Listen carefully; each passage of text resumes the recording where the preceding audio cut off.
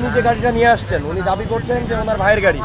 ওনার ভাই একটা কোম্পানিতে জব করে, সেই কোম্পানি থেকে তাকে গাড়িটা দেওয়া হয়েছে, ফার্মাসিউটিক্যাল কোম্পানি।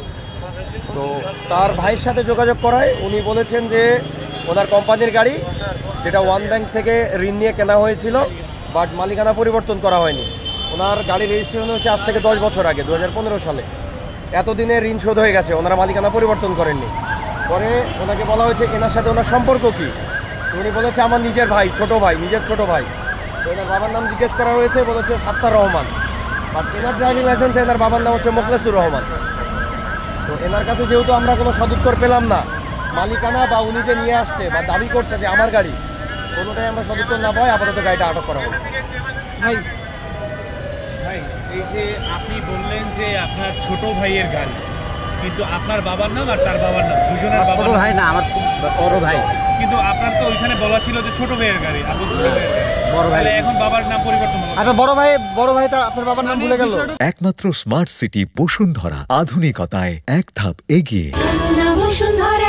আপনার তো দুই ভাই, এক্ষেত্রে হচ্ছে আপনাদের বাবা তো ভাই, মামা তো ভাই। আপনার বাবার নাম সে জানে না, ফুফাতো ভাইয়ের বাবার নাম জানে না। এখন কি বলতেছেন, আপনার প্রতিক্রিয়া কিছু বলার নেই। কেন কিছু বলার নেই?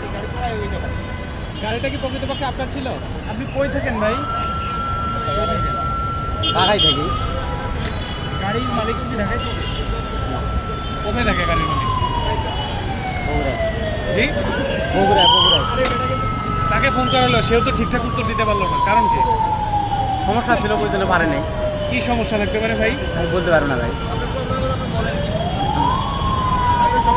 সমস্যা থাকলে বলেন, আপনি বলবেন না আপনার সমস্যা আছে কিনা বা এখানে কোনো ভুল বোঝাবুঝি হয়েছে কিনা?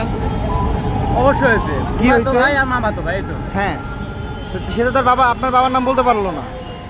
না মানে আমার বিষয়টা হচ্ছে এখানে তিনি বলছেন যে আপন ছোট ভাই আর কি, তো এক্ষেত্রে বাদ দেন ভাই।